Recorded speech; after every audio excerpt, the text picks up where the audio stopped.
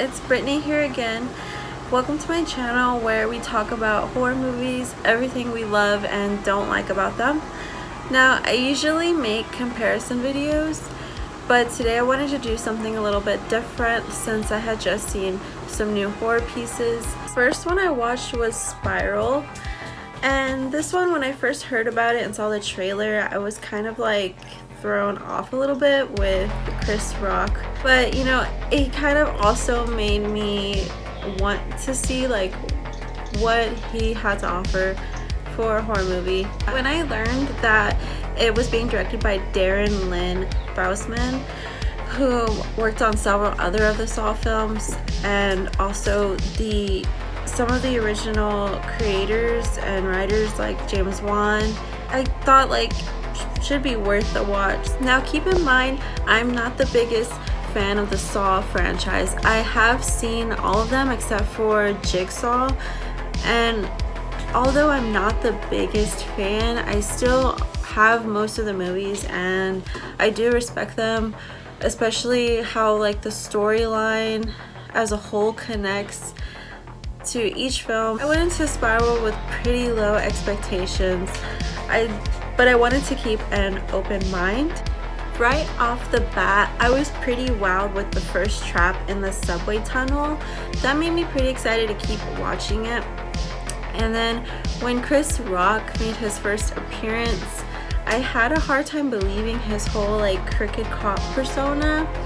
I'll admit, like, it made me laugh a lot hearing him, just like the way he was yelling and like acting. It was kind of like silly at first, but as it went on, I really did get more into his character and wanting to understand the backstory. Chris Rock and most of his department don't like each other.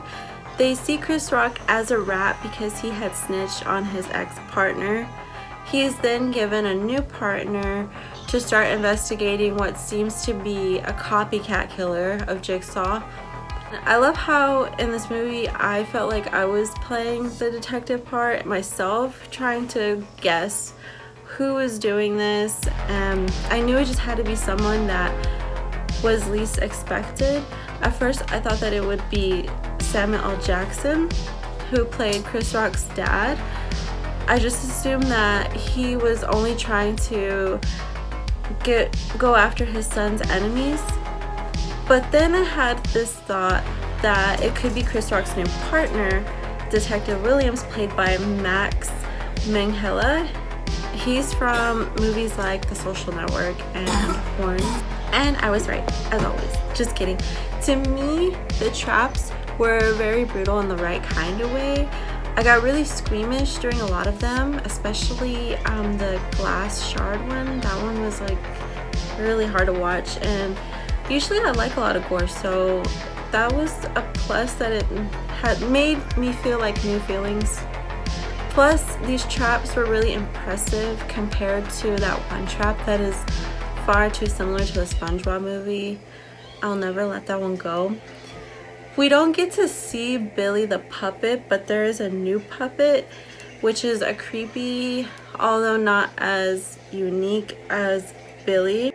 Ultimately, Detective Williams' motive was seeking vengeance for his father, whom was killed by Chris Rock's ex-partner. Detective Williams wanted to go after every crooked cop and even asked Rock to join him.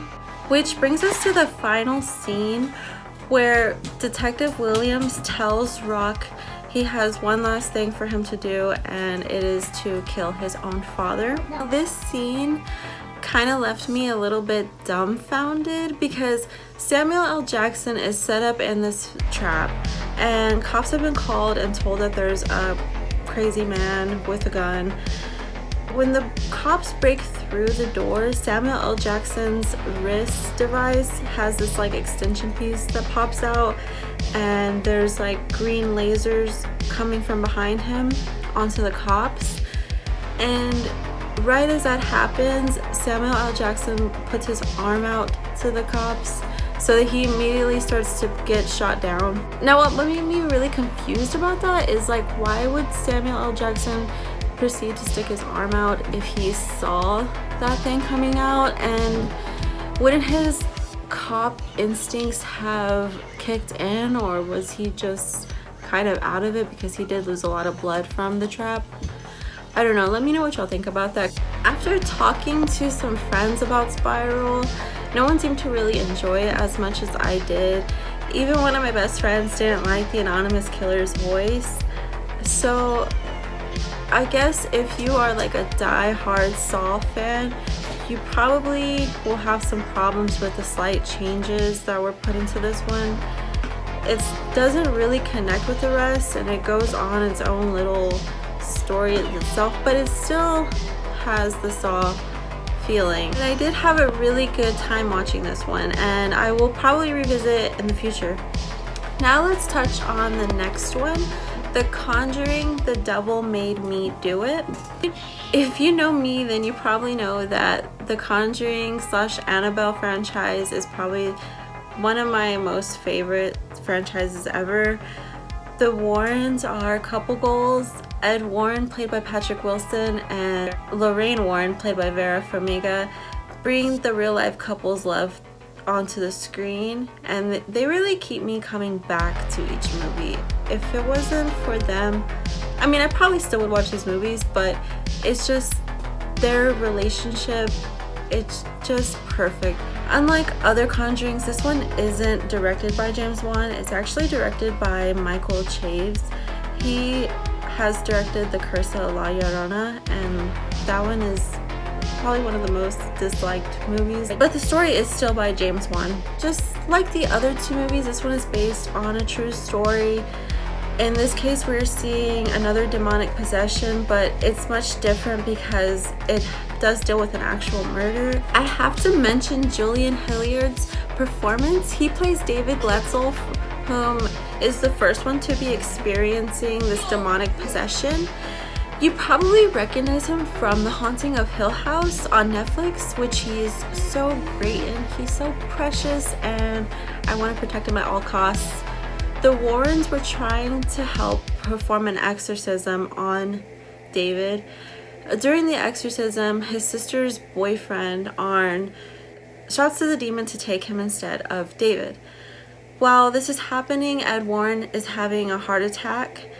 Ed warns Lorraine of the demon entering Arn's body. Call the police, and it turns out that Arn has blacked out and killed his landlord. Arn is then arrested, and the Warrens then try to help his case by proving the demonic possession. We learn that the initial possession of David was caused by a witch that left a totem in their house. By the way, this witch is really creepy, but not trying too hard. I thought it was just the right amount of creepiness. There's also a side story of a girl named Jessica who has been missing. She went through a similar blackout and stabbed her friend to death in the woods, and then proceeded to jump off of a cliff. Lorraine recreates this moment and then helps find a body that might be Jessica's.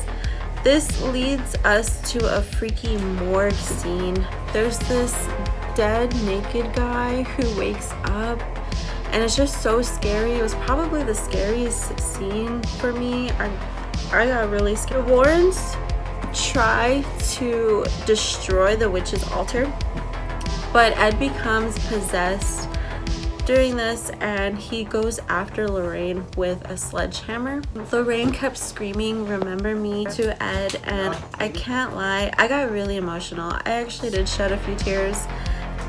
Kind of embarrassing, but the way that Patrick and Vera's like chemistry is really makes you feel like they're actually like love each other. Ed snaps out of it and successfully breaks the altar, and in the end Arn was convicted of manslaughter but only had to serve 5 years. When the movie was over, I was really pleased. Some of the jump scares had made me scream. I know some people have said that the jump scares were weak or there really weren't any scary parts, and I'm kind of like, were we even watching the same movie? Because when I watched it at home, I had all the lights off. I got really scared, so I don't know. I almost didn't want the film to end because of how much fun I was having. And Conjuring 2 has been my favorite for so long, but I think this one might be my new favorite. Please let me know what you guys thought of these movies if y'all have watched them. And like always, thank you for taking the time to watch this, and I'll see you next time.